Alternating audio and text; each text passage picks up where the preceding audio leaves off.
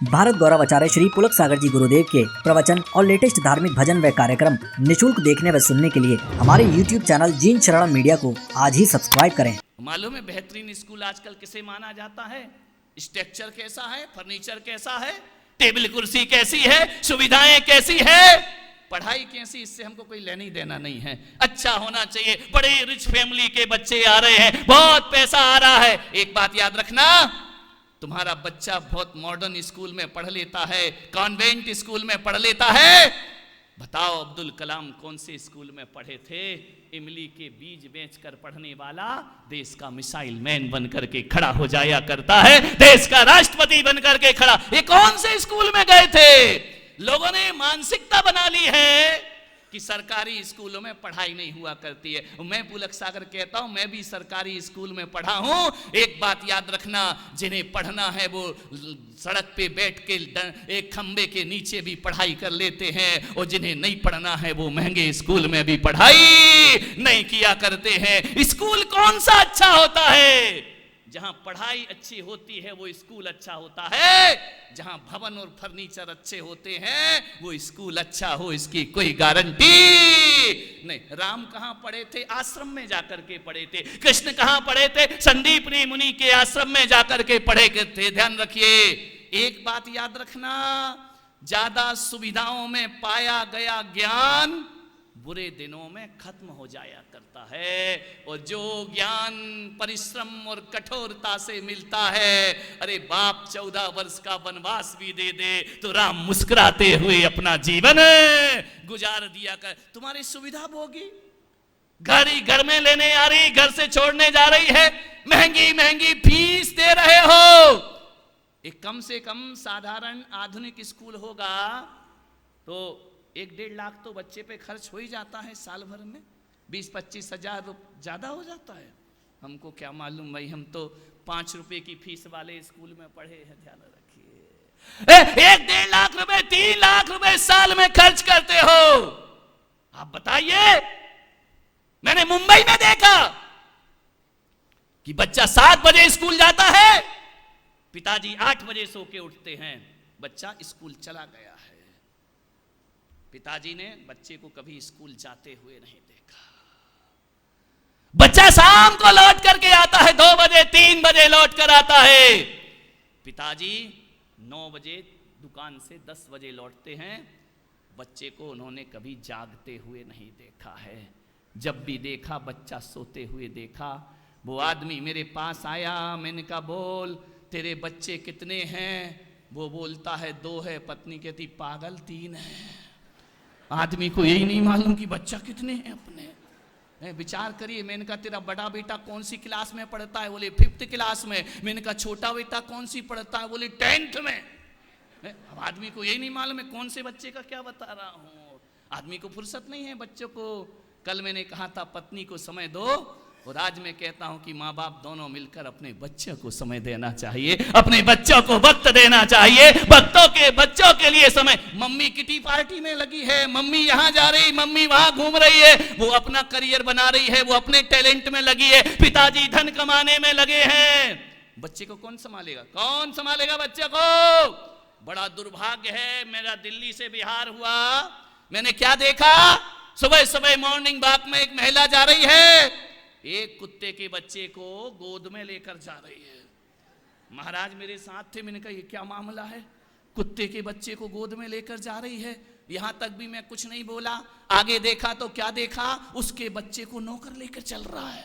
अरे मैंने कहा अरे घोर कलयुग आ गया। मैंने कहा ये क्या मामला है? बोले महाराज देखो तो उसका बच्चा नौकर लेके चल रहा है, कुत्ते के बच्चे को खुद लेकर के चल। ऐसी आधुनिकता, ऐसे मॉडर्न जीवन हो गया हमारा। कुत्ते के बच्चे के लिए टाइम है और अपने बच्चे के लिए टाइम नहीं है। क्या दुर्भाग्य इस देश का, इस पीढ़ी का। मैंने कहा महाराज, बोले कि महाराज ये बताओ गुरुजी ये ऐसा क्यों होता है? मैंने कहा मुझे तो नहीं मालूम। बोले नहीं कुछ तो बताओ। ये कुत्ते के बच्चे को लेके चल रही है और आज अपना बच्चा नौकर लेकर चल रहा है। मैंने कहा जहां तक मेरा नॉलेज है, ज्ञान है, मैं इतना ही कह सकता हूं, या तो ये कुत्ते की पर्याय से आई है या फिर जाने की। नहीं आपकी बातें नहीं कर रहा हूं, दिल्ली वालों की। तुम्हारे लिए तो औरंगाबाद तैयार है। ध्यान रखिए, विचार करिए। मैं ये नहीं कह रहा कि कुत्ते के बच्चे को लात मारो, मैं कह रहा हूं इंसानियत का अपमान मत करो। ध्यान रखिए, अपने बच्चे के लिए वक्त नहीं है आपके पास, टाइम नहीं है आपके पास, 1 घंटे बच्चे के पास गुजारिए, नहीं तो बच्चा अनार सीख लेगा, अदब नहीं सीख पाएगा जिंदगी में कभी भी। ध्यान रखना, बच्चे को जन्म देने से जननी और जनक तो बन जाओगे, लेकिन बच्चे को संस्कार नहीं दिए तो माँ बाप नहीं बन पाओगे। ध्यान रखना, बच्चे को जन्म तो एक जानवर भी दे देता है, वो महान नहीं हुआ करता है। महान तो वो होते हैं जो जन्म देने के बाद माँ बाप का दायित्व निभाया करते हैं, माँ बाप का कर्तव्य निभाया करते हैं, माँ बाप की जिम्मेदारी निभाया करते हैं। क्या निभाया आपने? मैंने उस आदमी से कहा, तू 8 बजे दफ्तर चला जाता है, 10 बजे लौटता है, बच्चे के पास टाइम है तेरे लिए? बोले टाइम नहीं है। मैंने कहा तूने उसके लिए क्या इन्वेस्ट किया है? केवल पैसा इन्वेस्ट किया है, उसको सुविधाएं दी है, उसको अच्छे अच्छे कपड़े दिए हैं, उसकी पढ़ाई में पैसा खर्च किया है, केवल पैसा। समय नहीं, समय नहीं है आदमी के पास। ध्यान रखना, समय चाहिए, सबसे ज्यादा कीमती समय होता है। एक बच्चे से मैंने पूछा कि बेटा तू अगले जन्म में क्या बनना चाहता है? छोटा सा था, 4-5 साल का। मैंने कहा क्या बनना चाहता है? बोले मोबाइल। मैंने माथा ठोक ली, मैंने कहा मोबाइल क्यों बनना चाहता है? बोले इसलिए महाराज, मैं चाहता हूं, भगवान से प्रार्थना करता हूं आप भी आशीर्वाद दें कि अगले जन्म में मैं मोबाइल बनूं। मैंने कहा क्यों, मोबाइल क्यों बनना चाहता है? बोले मेरी मम्मी ने आज तक मुझे अपनी गोद में नहीं उठाया, पिताजी ने नहीं उठाया, लेकिन मोबाइल ऐसा है जिसे कभी अपने हाथ से नहीं छोड़ा है। मैं चाहता हूं मेरे माँ बाप मुझे प्यार करें, मेरे माँ बाप मुझे गले से लगाएं। मेरे पिताजी ने आज तक मुझे छाती से नहीं लगाया, लेकिन मोबाइल छाती पर लगाकर घूमा करते हैं। मेरी माँ ने आज तक मेरे गाल नहीं चूमे हैं, लेकिन मोबाइल हमेशा होठों के पास रहा करता है। ऐसी स्थिति इस देश की बन रही है, ध्यान रखिए। टाइम नहीं है आपके पास। मान्यवर, बच्चों को कौन सिखाएगा चलना? बच्चों को कौन सिखाएगा बोलना? आज एक बच्चा बाप को मार देता है, छोटा सा बच्चा। आते हैं महाराज के दर्शन कर, वो नहीं करता है, जबरदस्ती कराते हैं, वो बाप के गाल में एक चांटा मारते, बाप कुछ नहीं करता, चुपचाप रह जाता है। ध्यान रखिए, क्या अदब। एक हमारा जीवन था कि बचपन में ही मेरे पिता की मौत हो गई, लेकिन मेरी माँ ने माँ बनकर ही नहीं, एक पिता बनकर के भी मेरा पालन किया है, पाल पोस करके बड़ा किया है। और मेरी माँ का वो अनुशासन रहता था कि भरी सभा में भी यदि वो आंख दिखा दे तो हम आंख उठाने की हिम्मत नहीं कर पाते थे। ध्यान रखिए, और आज का बच्चा जब मेहमान आते हैं तभी अपना आचरण प्रस्तुत करता है। हमको तो पहले ही सिखाया जाता था कि बेटा मेहमान आने वाले, आवाज नहीं करना, ध्यान रखना। और हम भी ऐसे थे कि पहले तो मेहमान आते थे तो नाश्ता स्पेशल आता था, बिस्किट ले आए और चाय ले आए। अब हम खड़े खड़े खा तो नहीं सकते, माँ आंख दिखा रही, साइड हो जाओ, बिल्कुल प्लेट छूने का नहीं। अब खड़े खड़े देख रहे कब हटे और बिस्किट आए, कब हटे और बिस्किट आए, कब हटे और बिस्किट आए। पता चला वो सारी बिस्किट खा गया, मन ही मन गाली दे रहे, एक तो छोड़ देता कमबख्त हमारे लिए, खा करके चला गया। ध्यान रखिए मान्यवर, सोचना है, एक आंख में डर जाता था पूरा परिवार।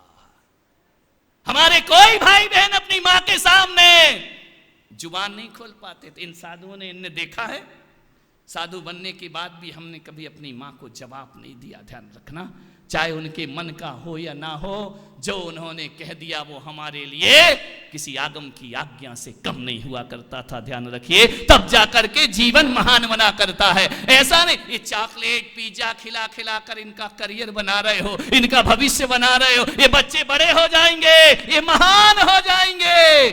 माँ बाप बने हो, दायित्व निभाओ, फर्ज निभाओ।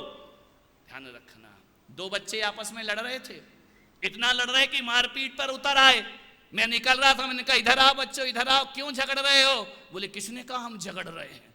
अरे मैं इनका सामने ही तो लड़ रहे हो, उठा पटक कर रहे हो, एक दूसरे की कॉलर पकड़े हो। बोले हम लड़ थोड़ी रहे हैं, तुम इनका क्या कर रहे हो? बोले हम मम्मी पापा का खेल खेल रहे हैं। अब सोच लो उसके घर में क्या महाभारत होती होगी। विचार करना है आपको, सोचना है क्या सौंप रहे हैं इस पीढ़ी को हम।